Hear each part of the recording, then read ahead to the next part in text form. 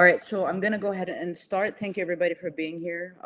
So the whole point of these meetings is to try to keep it within 2 hours. So I've made a program as it relates to what I'm looking for. And I think from the last message, I have told you guys that our main goal is to set the deadline for June 24th. So this year, the format that I've chosen for the AFF is to focus more on emerging talents and to really develop out, photographers that I've come across that I find have interesting work and I see like a potential to push into my network. This year's AFF, normally we do it in November, but because we have elections, sorry guys, I'm charging my laptop. Since we have elections in Cote d'Ivoire and end of October, we're not trying to get, we don't know what the political situation is going to be here, but the main goal for me is that we open the show September 15th. So we've already done the open call. There's submissions that I need to look at. So I'm basically going to go through the submissions. Then there's you guys, and then there's a physical workshop that we're doing here. And then I'm going to also be doing workshops in Addis Ababa, and then we also have the workshops in Dakar. So it's from all this large batch of photographers that I'm building like one collection. Within that, what I'm looking for from each of you, and this is what I've already told the Ivorian photographers, is that for you guys to start, making the most of this experience, obviously. So if you're engaged, if you're involved and you're present, because as you can see, for the virtual, I wanted to have, I would have liked to have more diversity, but what we have here is just a global view from photographers from different parts of the world. And the whole point is that we're also exchanging ideas and views within that. So for example, there's within the set calendar, if, for example, we can make a vote and to say, okay, this is the date and this is the time that works for everybody collectively. So that's basically what I've done with the Ivorian photographers. They've decided the time and date that works best for them. But the key thing for me is just to guide each of you to make work that's authentically to you. I'm not interested in thematics as it relates to me dictating the theme. What I'm interested in is you guys producing work. And the ultimate goal, always what I try to push everyone is, what I'm trying to systemize everybody into is, for those that might be new to this, is how to build a collection. And building a collection means is that once you're done going through me, then you have a ready package that you can submit to the different festivals, the different grants, residencies, all these things. So my ultimate goal is in this batch, nobody's like beginners, you know what I'm saying? Because of the quality of work that you guys have presented and also being familiar with your work, I feel like you guys now just need the next push up. So for some of you who might be frustrated with, trying to build a body of work, or you're trying to figure out, okay, what is the next direction for my career? This is the batch that I'm working from. So as it relates to that, I mean, we have a lot of work to do. Ideally, I would like to do 16 sessions until January 24th being our last session. So within that, for example, this is, there's a reason why there's a WhatsApp group as well. And all of you have my contact details within that group. But if we have to shift something and so forth, just a thing to bear in mind is that we need to be done by June 24th. Now, so there are two things that I'm looking for. One, last year, we had Fiona Fields from The Guardian, the photo director there. She was here with us last year. And then a couple weeks ago, I had a meeting with Nat Geo. So to give you some background with Nat Geo, when I was in Ethiopia in 2018, they came to Addis Ababa. They gave a workshop on how to apply for their grants and so forth. And this is how we managed to get the most photographers from Africa to enter into their Explorer program. So through these network of editors that I know, there's going to be some guest speakers. I'll be making presentations in between there, dealing with different things. So some of the people coming from photojournalism background, or, the different editors, some key names that for you guys, prior to that lecture starting, I would encourage you to have your questions prepared, because this is your chance to ask all those things that you wanted to ask and to understand, where the market is really going. So this is my whole point. So it's not just me looking at your works, commenting, and so forth. But it's also inviting key people into this virtual platform, because for me, it's just easier to invite important people into the virtual conversation, as opposed to trying to fly them in order to I mean, the cost, as you know, it's a nightmare doing a festival. So my thing is, for all of you, your key thing is not, of course I would love to see all of you in Abidjan, but the key thing is information, and for you to hear these encounters as it relates to the what the perspective that they have. So last year, we even had Alicia from Photo Vogue. Photo Vogue festival. It's quite important. You know what I mean? So there's different networks that I have, but I've tried to compile the lectures to basically offer input to each of you, because I know each of you are in such different forms of photography. But in the end, it's for you to understand what the market really looks at, because I know maybe you're a photojournalist and you want to do fine art, or maybe you're a fashion, you want to do fine art, or you're a photojournalist, you want to do fashion. So all of these is just to keep your mind open to these opportunities. And from that, we're basically going to start building out the full collection. And then my plan is basically there'll be some assignments and some exercises that I'm going to be giving to you.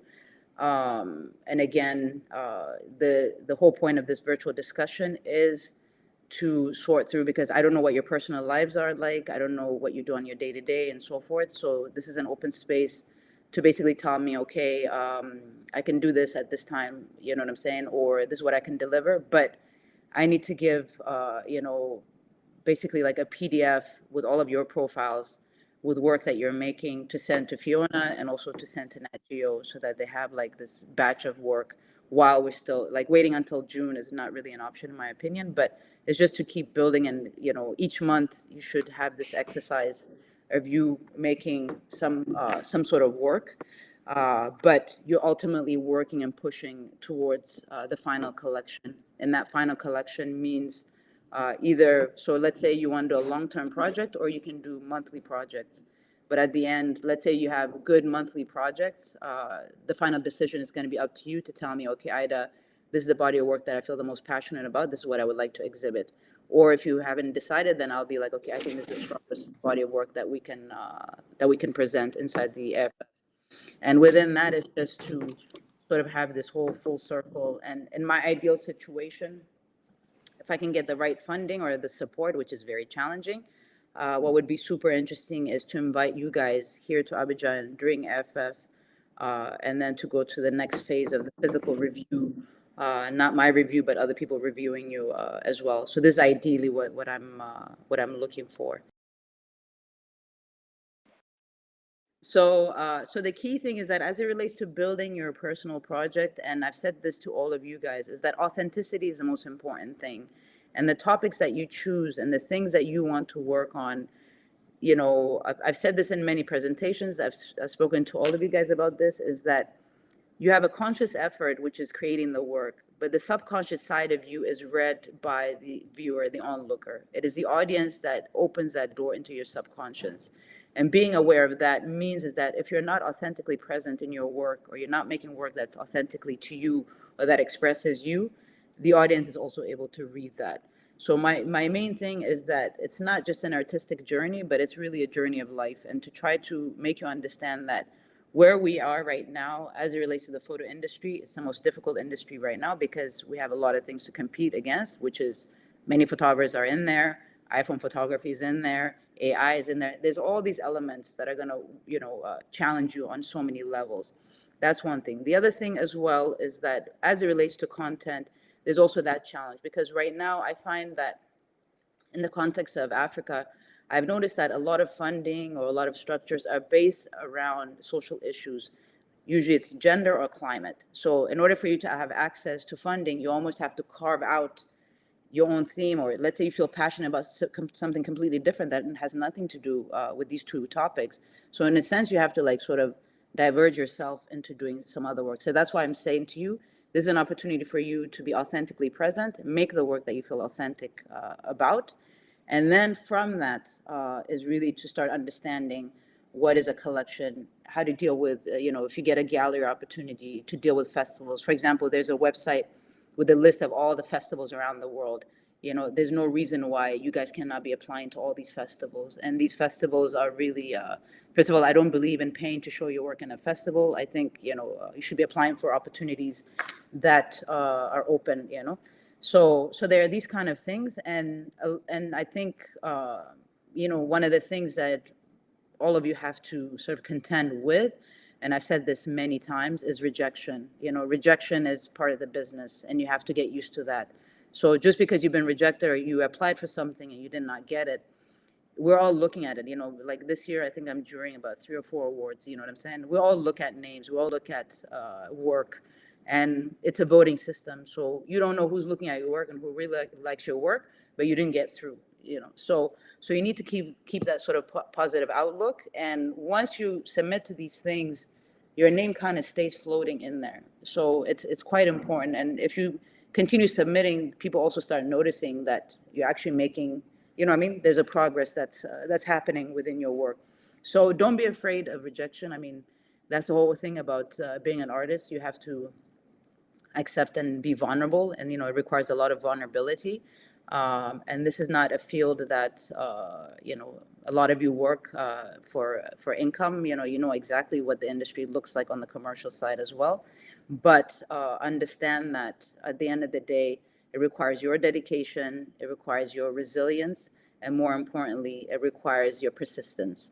So within that, it's it's for me to get to know you better, but also to make you better at understanding what your process is. And where everybody lays right now is that the most challenging and difficult thing to do is to create your own style that is unique to you. That's always the most difficult thing, because you can have the best cameras, you can have, you can be technically there and all of that, but your ultimate goal in this field, and really what you have to always think about, is that when someone looks at your work, they know that it's your work. And that's why, like, for example, for me to arrive into the aesthetics that I have arrived in, that took me many years of experimentation, of doing a lot of, crazy work and, commercial. I've done all kinds of work, but then I finally found my visual language. I finally found my path within photography. And then once you find your visual language, it's so easy to make work. You know what I'm saying? It's just, it's basically, it kind of pours out of you. So that should be your thinking process. And then the other thing is just to understand about professionalizing yourself. And these are the things, the steps that we will go through as well. Even when we talk about, hold on one second. I'm just gonna, so just to give you in the phases that what we're gonna look at. So for example, the phase 1 for me is for you to understand about the concept and research. And research is such an important component in your work. I know that a lot of the time photographers just have an idea and then they start work. No, you have to do research on what you want to make within that. It requires, experimentation as well, and not to be shy from that. And then, when it's, after you do all of that, always for photographers, it's editing. And I don't mean editing, photoshopping. I'm talking about selecting your work. And that exercise, it's sort of the last lesson that you have in your career. That's the most difficult thing. So for example, for me, when I started out, I had so many people that would look at my portfolio and back then I was shooting on negatives, to give me their perspective, because each person will select different photos. That's why portfolio reviews are so important, because who you're standing in front of, it's going to be different types of people, and each person is going to tell you something different at times, and it's okay. But whoever that you're standing in front, it should give you a view into your work that you might not have seen. But in the end, the ultimate decision is going to be up to you.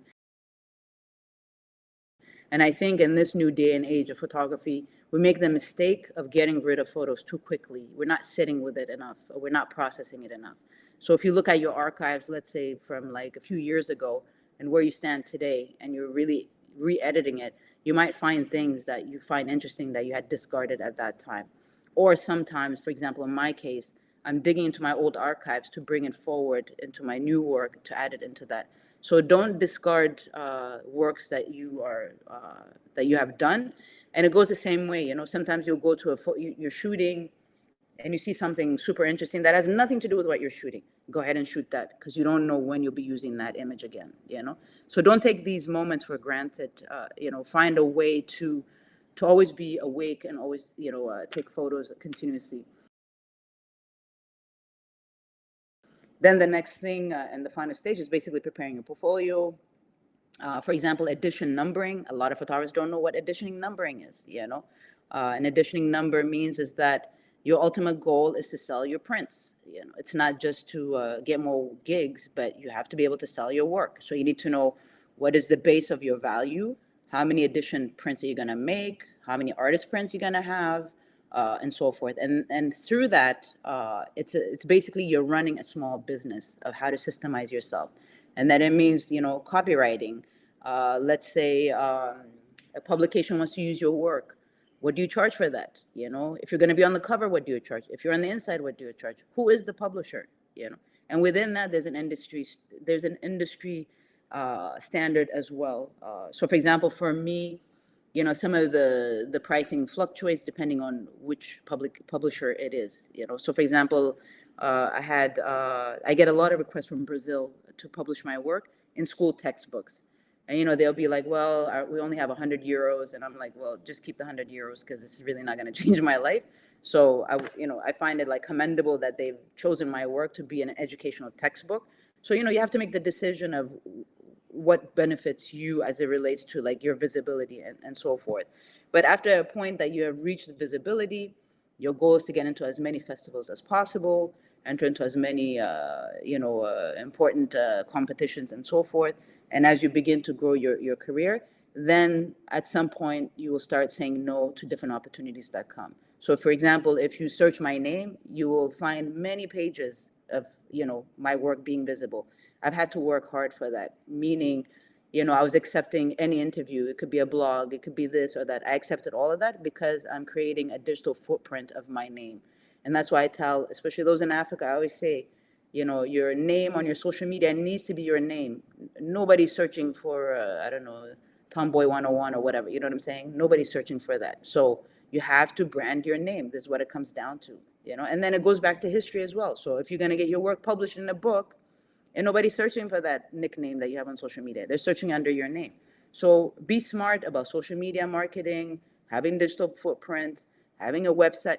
There's all these elements that are embedded. And unfortunately, a lot of the times, I find that our educational institutions do not teach you how to be prepared for a career. You know what I'm saying? They're not preparing you for the market. And this is whether, I don't care if you're in Europe or you're in Africa or you're in the West, it's always the same scenario. They prepare you technically in, you know, some context, but they don't prepare you on how to handle the market, you know?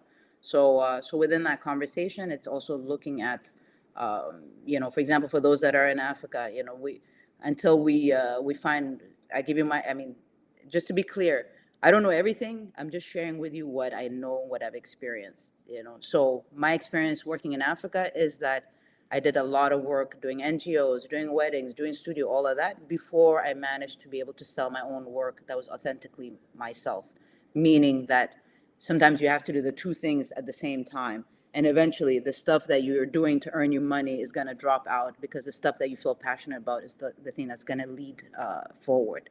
And through that, it's also for you to open yourself up as it relates to diversifying your career as well. And it's not only about photography, you know, I'm also going to be pushing video. And to bear in mind, you all have the skills to also do video, you know, so don't limit yourself into this just one dimensional thing or one style of thing and so forth. Make yourself open to utilizing this medium in its different form.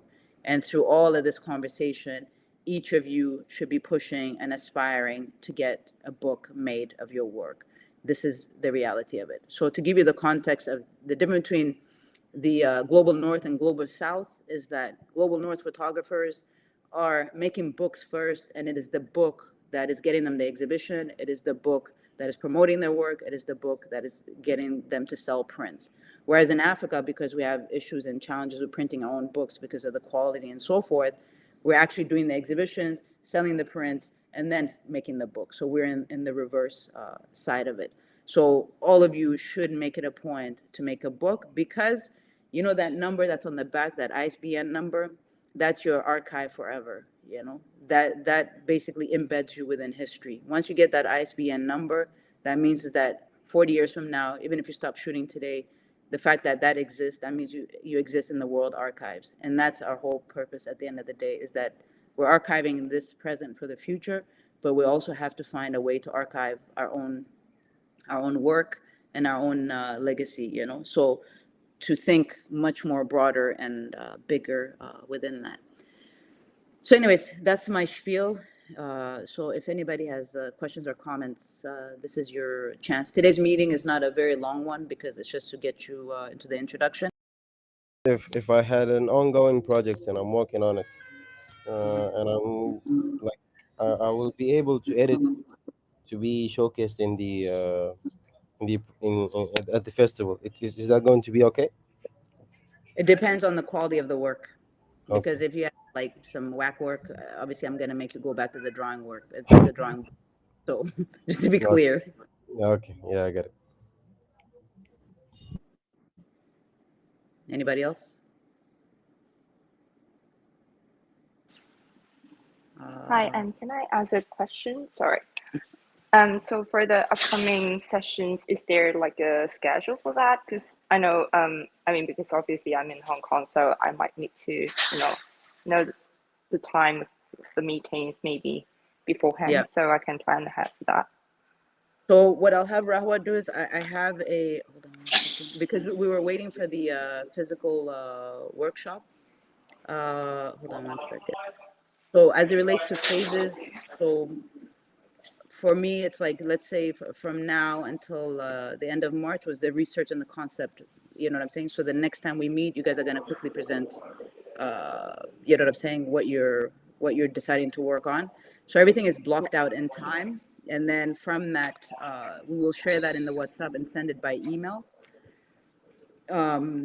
If there is, I think that the best thing is, I just would like everybody to respond on the WhatsApp, just to confirm that that works for everyone. And then we'll work around that. You know, like the physical is the easiest. I think the virtual with you guys is the most difficult. So, but all of that has been mapped out.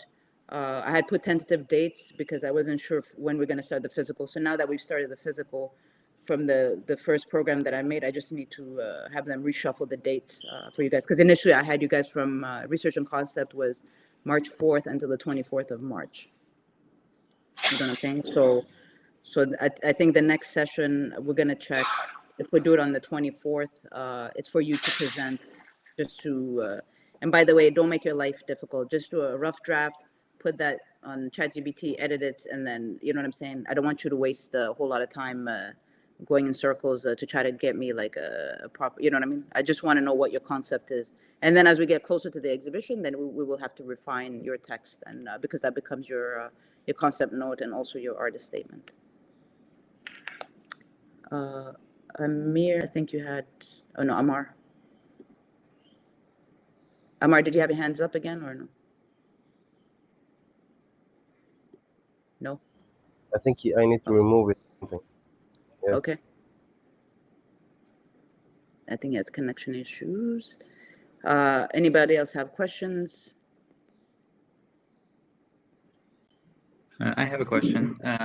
So ideally what I want to do is continue working on the project I shared with you last time in Morocco, and I have a ticket already to go there by the end of April.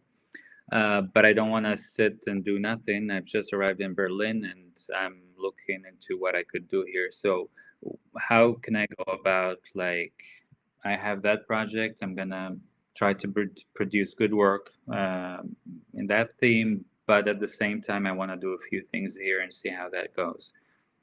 So should I How do long are just, you? How long are you in Morocco? I don't know yet. I don't have a flight back yet, so I'm just gonna go and see what happens. I think you should just stay in Morocco. I don't know why you want to come back to Berlin, but that's just my opinion. Yeah, yeah, it's life. Huh? Yeah. No, I mean, I told you that the last time. It's like it's difficult for you to feel inspired in Germany, is my impression of you. And but I think that while you're in Morocco, you shouldn't just only work on one thing. I think you should work on several stories. You feel me? Because you don't know where those stories will lead you towards as well. Yeah. So what I would suggest to you is that you can send a direct message to me. Let me know. I mean, give me some ideas of 5 different things that maybe that you're thinking about doing. I mean, Morocco is rich with many things, Absolutely. but but I would encourage you to look at contemporary culture. There's a lot of content in there. I mean, it's where are you going in Morocco? What city? Husseima, this small city where I'm from, where I, was working on this project I started last year on the Yeah. post-colonialism. And No, for that, yeah, I mean, I would like to give you my input on, because I had several comments for you the last time. So it's for you to not come back with the same stuff, but to have a different angle. But I think you have to be like more precise. But then I would encourage you before you leave, do all the research and you know what I'm saying? There's different way, create your net. You basically have to put out a production timeline, like map yourself out that whoever that you need to meet, the networking that you have to do, people that you need to contact in order to have clearance if you need clearance, or to reduce some of your headache on based on what you're going to choose. And if you're going to just stay in that small town, then you need to pull out as many different things and different elements from that. And also for you, not only to limit yourself in photo, you can also do some videos as well, which you can repurpose for other things, like for your social media, or you can build even a whole other conversation around that. All right, thank you. Thanks a lot. Okay, Kelly. So my question goes to us. I think you partially kind of answered it with Amin. I'm sorry if I killed your name, but in terms of, because typically in the fashion space, you're almost like working on topics and all that, and there's certain topics I'm trying to experiment with.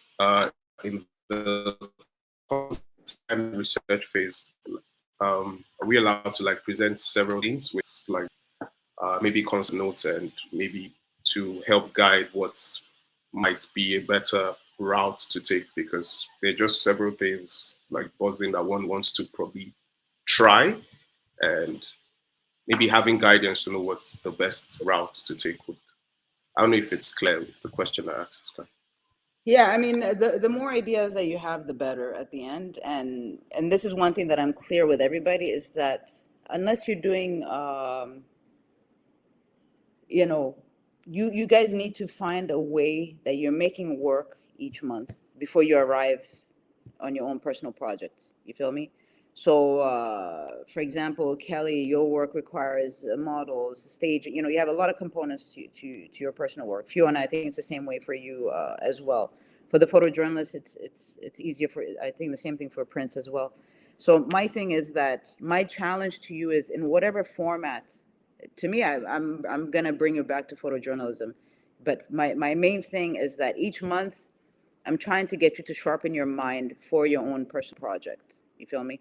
So let's say if your personal project, Kelly, you have several ideas, tell me what those ideas are, and then I'll tell you, okay, this is the one that you should pursue. And then for those that remain, that can be interpreted through different forms. You can make that the basis for the stuff that you do each month.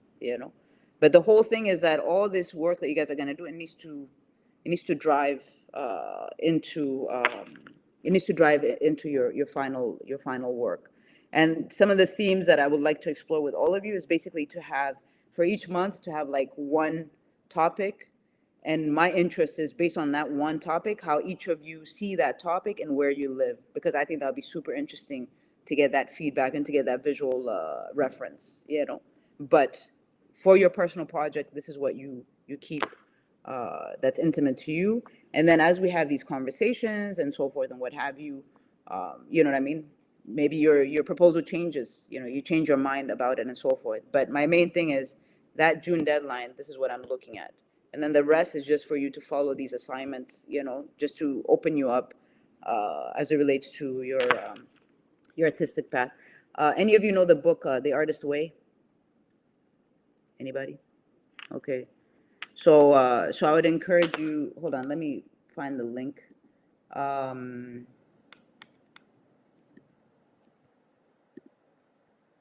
on one. This is a great book. I'm going to share the link in the group for you guys. Oh no, sorry, I'll just share with you the author's name.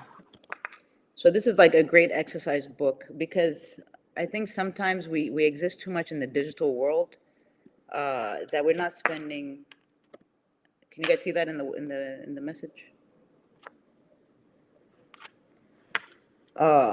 So each of you, I think you spend probably too much time in front of your computer. There isn't enough time to think, to have silence. And when you write with a pen and paper in a notebook, it's a much more therapeutical approach, and you remember things better, as I always say, instead of typing it in there. But if any of you are interested, this is a great book that it's sort of like an exercise. There's an exercise inside of it that you can go through to kind of unblock you, and it kind of get your mind open, fertilized, in my opinion. Shogo, what did you think of the book? You finished the whole thing? You did all the exercises, or you just thumbed through it? I haven't read it at all. It was recommended for a book of the month, but sadly I skipped that month. Bro, I might delete you from this group. I was excited. I thought maybe you were.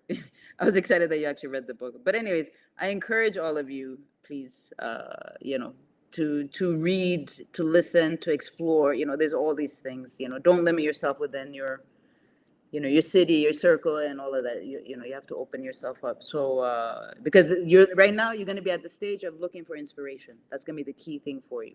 And inspiration doesn't just come knocking at your door. You have to be out there.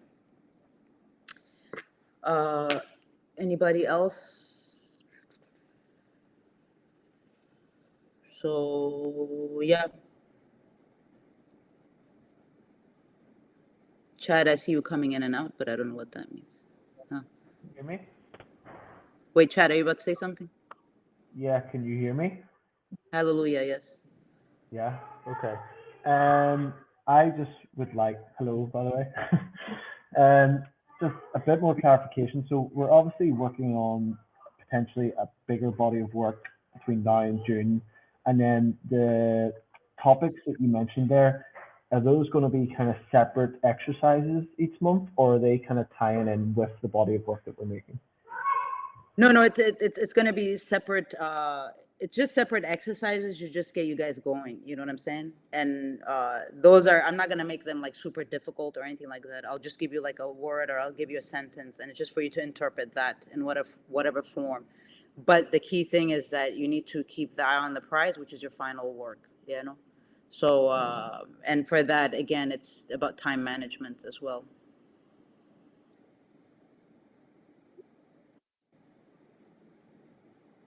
Chad, did that answer your question? Yep. I can't hear you, just to let you know. Okay, he's gonna type. Okay, Kelly, go ahead. That was literally the question I was going to ask. If we're going to create several bodies of work that led to one work, so I guess. Yeah. And I mean, this is just out of I think it would be very interesting of just, you know what I mean? There are many things that we can do from this, So for example, based on these themes, based on these, sort of provocation from my end to get the images. I mean, we can do so much. We can make a book from that, you know what I'm saying? To look at this journey of all these people from these different parts of the world, having this one conversation. And that's my whole thing, is just to break out of this, like, nationalistic kind of approach that we always have, but to just show that, because every time, and I think Kelly, when photographers in Africa are saying, oh, the challenges, and I'm like, no, everybody has the same challenges. It's just the context that we're in, So, but this is just to bring everyone together collectively. So that's my idea. Don't worry, I'm not gonna make it like super or really philosophical, You don't have to stress so much about it, but this is the homework and the challenge I'm putting to you guys. You know what I'm saying?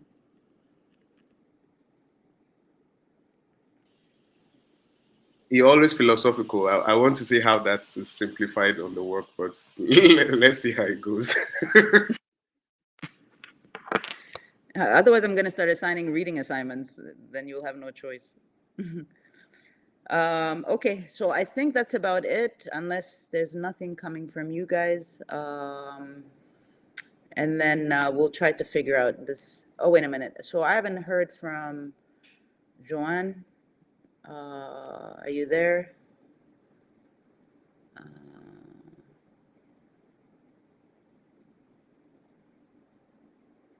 Okay. You don't have any questions for me? I don't know why you're not able. Okay, you got network issues. Okay, fine. All right.